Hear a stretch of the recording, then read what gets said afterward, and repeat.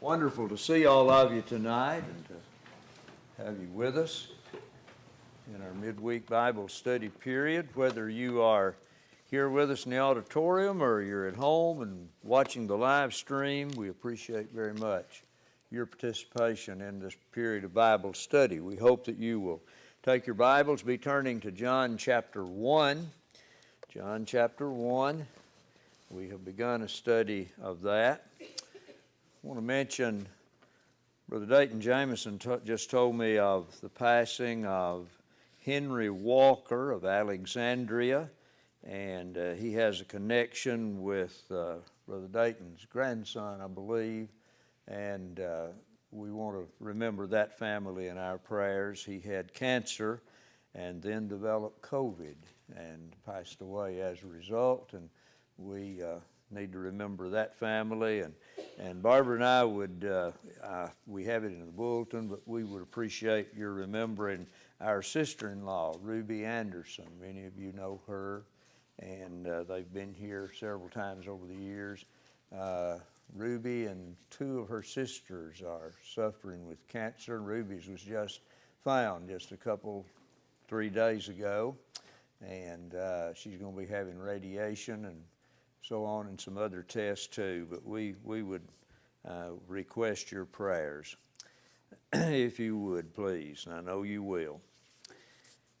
John chapter 1, the first 18 verses is called the prologue. It's sort of the introductory section to the book, and in that we find out that the Word was with God, and the Word was God.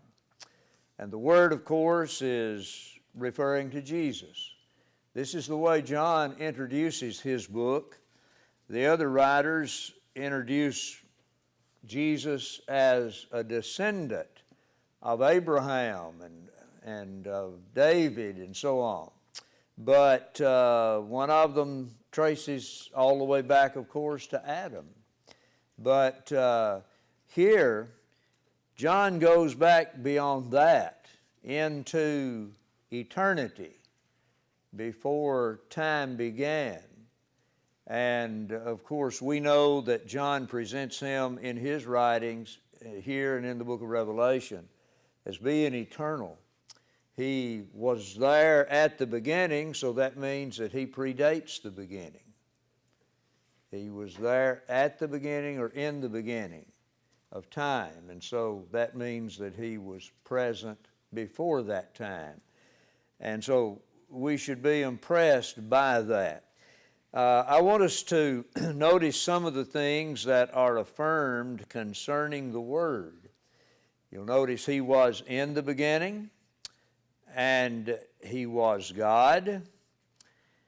He was with God, but the idea there denotes much more. When it says he was with God, the preposition is not that he was in the presence of God, but he was in intimate communion with God. It was a very deep relationship, you might say. All things were made by him, verse 3 tells us. And then we're told in verse 4 that in him was life, and the life was the light of men. And we'll talk about that in a minute. And then he tells us that the light shines in darkness, and the darkness comprehended it not. All of those things are connected with the Word. He was the life, and so through the life comes the light. The life and the light are intertwined and interrelated. And all of those things are affirmed of the Word that is spoken of here. I want to mention that statement in verse 4, in him was life, and the life was the light of men. Well, the guy in Woods makes an excellent point from that. Here's a quotation from his commentary on John. Jesus is the light of men because his teaching is to the mind of men the illuminating factor as natural light is to the eye. The life which is in him is the sum of all physical, spiritual, and eternal, since he is the giver and preserver of life. It is said that in him was life, because he has the power which creates life and sustains it. End of quote. That's on page 25 of his commentary. And I would urge you to purchase one of those commentaries sometime on the book of John from the Gospel Advocate. Brother Woods, I think this was the last work that he did, and it is a very good commentary. Then it says that the light shines in darkness, the darkness comprehended it not. Brother Woods also observed that light signifies truth and moral uprightness, while darkness denotes error and moral corruption. And he cites several passages wherein those points are established, and one of them will be in John chapter 12, verse 46. Paul in the book of Ephesians, chapter 5, verses 8 and 11, makes that very same observation about the contrast between light and darkness. I want to talk with you briefly about something that is an amazing irony to me. Sometimes there are things that happen in life that are just very ironic. And there are things that happened in reference to Jesus coming into the world that's quite ironic too. Notice that all things were made by him. That's said in verse 3. What would that include? All things were made by him. The earth. All things good. All things good. All right.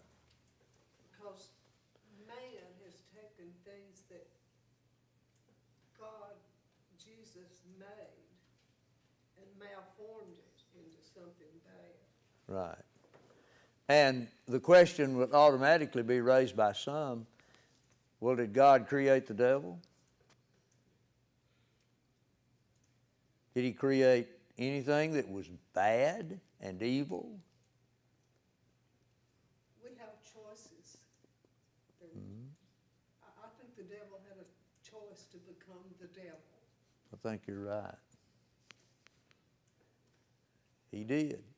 I think my personal view is that, and I've pointed this out, and this is just my view on it now, the angels are created beings too. And I don't think that God created a devil. The devil rebelled, obviously, against God and decided to take another route. We know that he was lifted up in pride.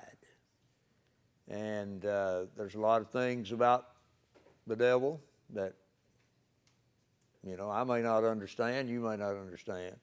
But we do know that he is, to put it in modern language, one bad dude. He really is. And you see that every day played out in the world. Some people deny the existence of Satan, and I know that there's all kinds of depictions of him in a black suit with horns and a pitchfork and a forked tail and all of that. But I have never forgotten a picture that they had in the Christus Gardens up in Gatlinburg. The first time we ever went and walked through it, the guide came to that depiction, the mural on the wall, of the temptation of Jesus at the hands of the devil. And he called attention to the fact that you will notice that the devil in this picture looks very ordinary. He doesn't have that sinister look that you usually associate with the devil. And he said the artist did that on purpose, to make the point that Satan appears as a what? Angel of light. Yes. I would just think of the same thing if he it would be so obvious that you would run away from him and you wouldn't go near him. But if he is something that is appealing and looks to be like someone you would want to be a friend Yeah. with, that's how he brings you in. That's right. The innocent, plays the party of the innocent person.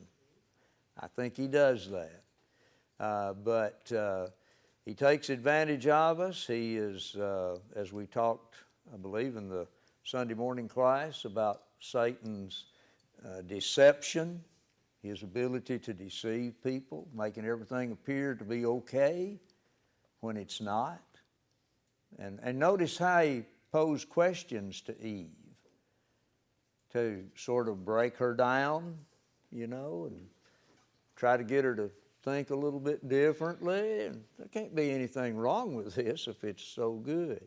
Somebody said the other day, we got talking in that class about a serpent actually talking and the donkey talking. I was thinking just a night or two ago when I was watching TV while we got lizards talking, selling insurance. And then lo and behold, I believe it was last night, Barbara and I were sitting there and I was reading or something, and there was a commercial came on and these two turtles are talking. Anybody seen that commercial? Yes. Who were they, what were they trying to sell? A Geico too? Okay. I couldn't remember, but I just thought, man alive, where are we going? There's more animals talking than we really are conscious of. We're so not really watching, it's just there. Yeah. Think about it. Yep. There's Mr. Ed. Yeah, oh yeah, the talking horse. We couldn't, I've introduced myself as a talking horse. And I won't tell you what some people have said. Talk all night long. You what? My neighbor's dogs talk all night. Yes, they do. They do. But on a more serious note, we know that Satan is dangerous. He is deceptive. And he will do everything he can to lead us astray. And you see that. You see his disdain for that which is good and his intent to call into question the motives of good people. Read the story of Job. And he questioned, Job's integrity. He only serves you because you've built a fence around him and you've blessed him with all these material things. You take those away and see what he does. And God allowed Satan leeway, but there was a limit now to what God would allow Satan to do. And he is still limited in what he is able to do. And even more so, I think, than he was in the book of Job because of what Jesus did in dying for our sins and being resurrected from the dead. Satan can no longer say to people, you're going to die, and then what? Because he knows that we know, if we've been taught the truth, that we're going to be raised from the dead. He always had death that he could use to intimidate us and to encourage us, go ahead and live it up because you're going to die. But the truth of the matter is we're going to live. And Jesus, of course, proved that. But getting back to somebody else, I thought I heard Edward. Okay, I hear things sometimes like that. But what all would be included in that? Well, everything. Notice it says all things were made by him. And the phrase all things translates the Greek word panta. And that word is interesting because it points to every single thing. It doesn't just, it's not talking about things collectively. It's talking about every single thing was made by him. That's really the idea in the word. Every single thing. Each thing then in creation was created by agency, that is through Christ. And Brother Woods tells us that the Greek is very definite in its emphasis on that. So everything was created by Him. These things were made by Him who was and always has been. And there are even Greek terms that denote that. The contrast, that the things that were made came into being. Jesus became flesh, but He had been forever because He's eternal. So Jesus, the Creator, the Word, the Creator, is eternal, while the things that were made are what? Temporary. You know, I mean, scientists agree. Back in the 60s even, they were talking about the fact that things are running down.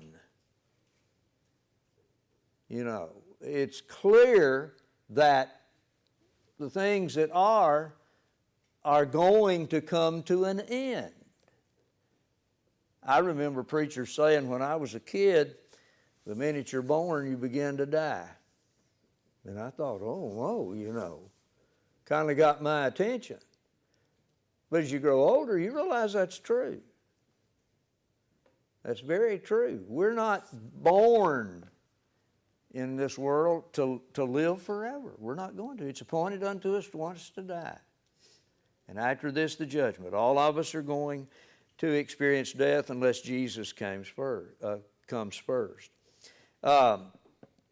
Jesus is not only our Creator, was not only the agency in creation, but He is also described in passages like 1 Corinthians 8, verse 6 and Hebrews 1, 3, as being the director of the creation and the preserver of the creation. And so one day, these things will come to an end. Now, if all things were made by Him, that means, conversely, that without Him was not anything made that was made. And that statement is made. That's a declaration of the Scriptures. So not even one thing has been made except by Him. That's the literal rendering of that statement. Nothing has been made except by Him.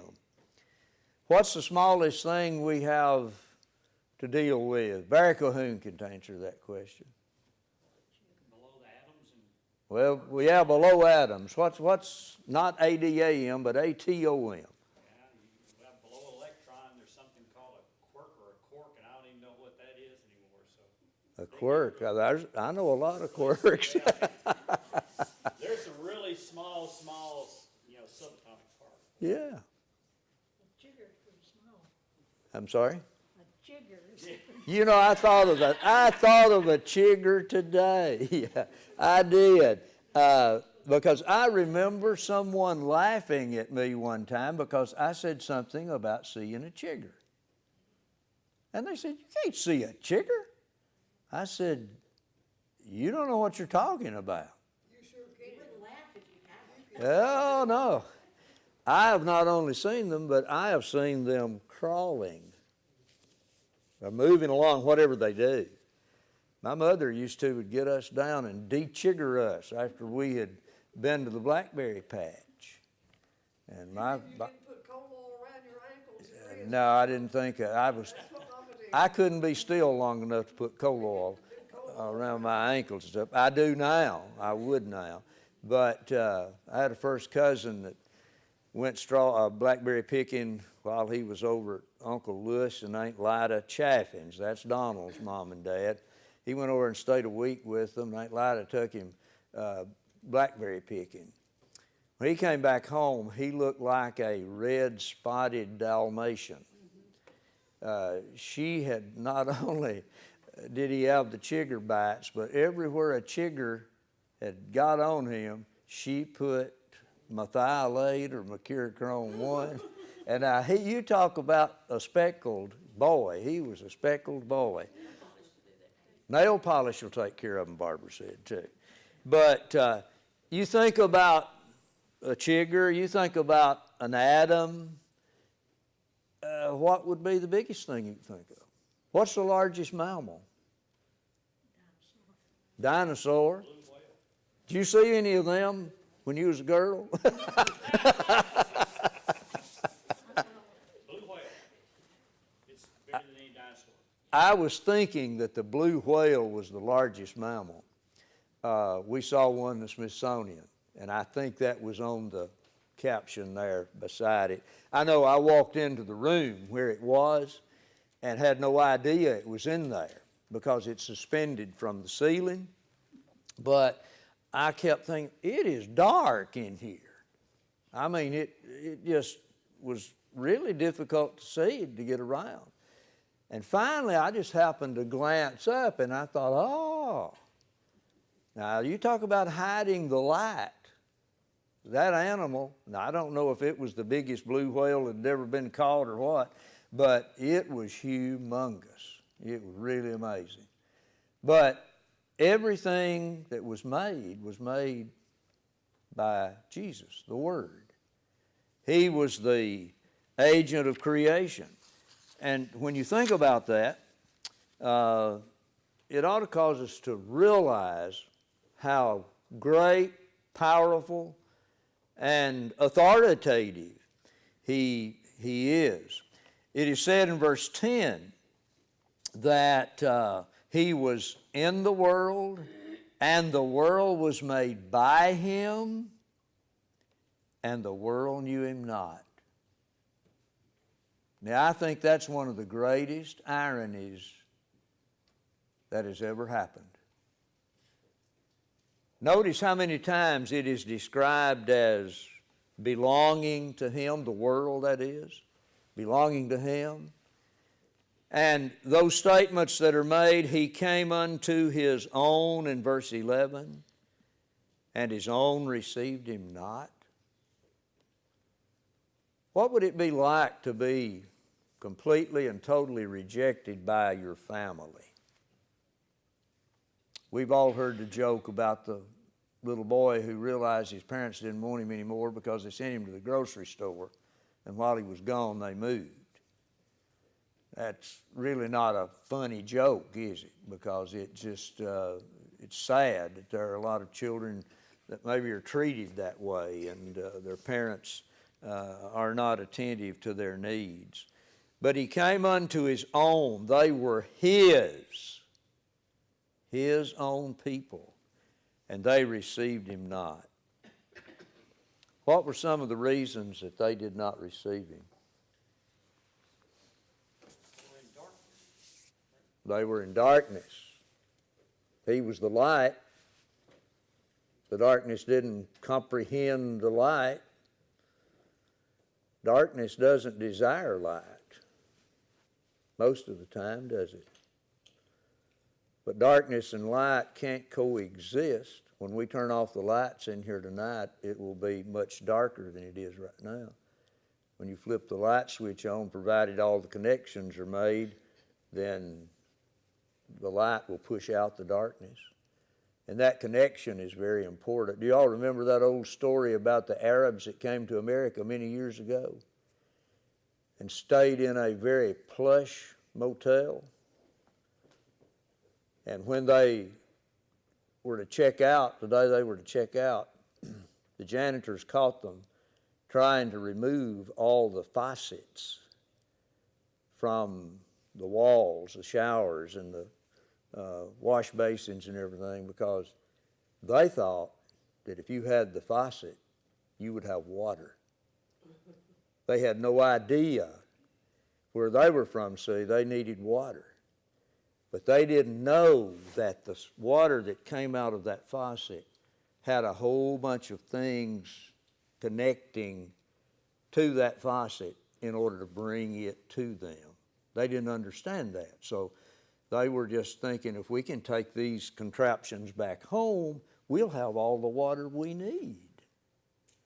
And there's a lot of people that are make that same mistake in reference to the Lord, don't they? They don't realize that you got to be connected to Him. You can't just use Him as an emergency parachute or something like that. You got to be connected to Him. Whenever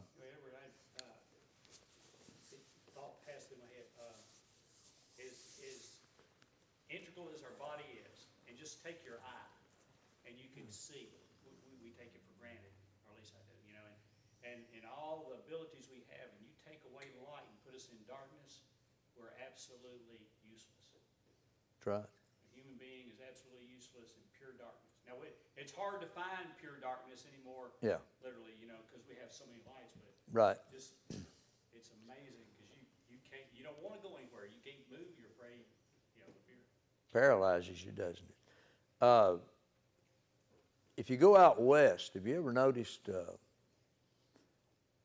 how much brighter the stars are? In our area, we have so many street lights and everything like that.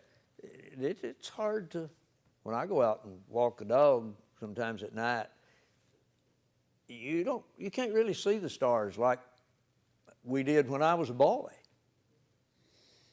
Because we didn't even turn on the porch light. We'd sit on the porch in the dark, wait till it got dark, you know, just get used to it as it changed, and you can still see the book of things. But, man, the stars, and I mean, we pick out the two dippers, you know, all this stuff, and some of the kids out in the parking lot, well, Justin's still a kid too. He had it on his phone, and he could show us the constellations and everything. That's really amazing. Used to, you could see all that stuff, but the eye is an amazing thing. The ear is. I went to the doctor just the other day, optometrist, to get these new glasses. And as quickly as he shifted from my left eye to my right one, I knew something was wrong with my right eye before he ever said a word about it. He had never mentioned cataracts. First thing I thought, I have cataract in my right eye. And he said, you see any difference? I said, oh yes. My right eye is not nearly as strong as it was the last time. And he said, yeah, you have a couple of cataracts. They're real small. He said, we can take them off now, but I would suggest you wait a little later. I said, yeah, we'll wait a little later. But you know, the eye is an amazing thing.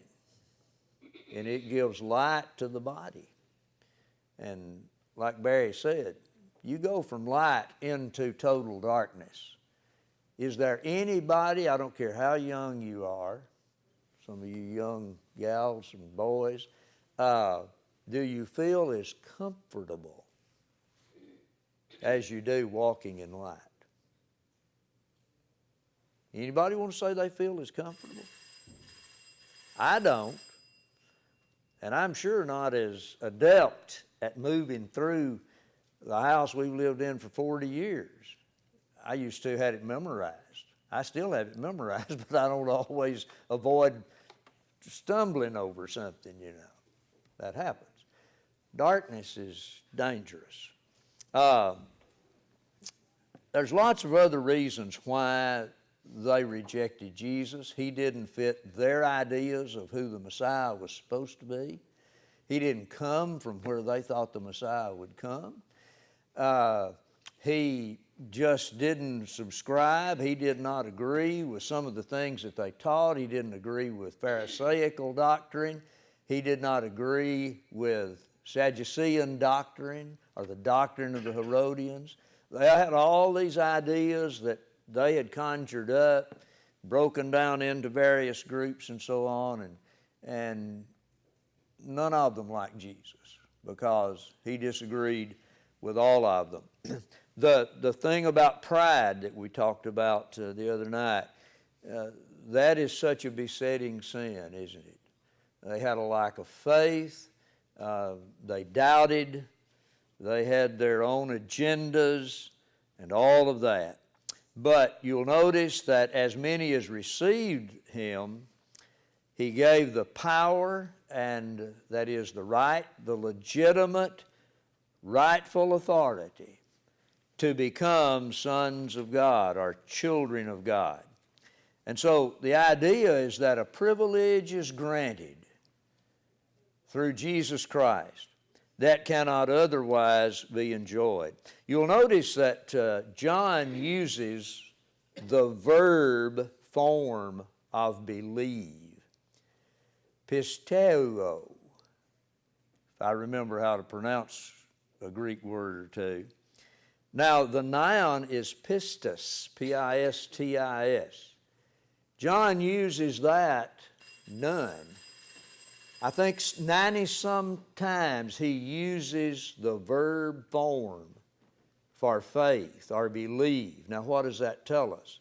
It reminds us that faith is active. It's not something that is inactive. It's something that has action about it. And so that's the reason that we're not saved by faith only, as some contend. James says that faith only will not get the job done. So the rejection of the Word, of course, the rejection of Christ would result in ruin. And he overcame the darkness by bringing light into the world, and none will see so clearly as those who come to Jesus and see the full and complete revelation of God and His truth in His life. We thank you for being here tonight. Appreciate your input and your comments. And if you have questions as we go through this, you can ask them. I don't know that I'll be able to answer them all, but we'll study them together and come up, I believe, with what the Bible teaches about it. But thank you for being here.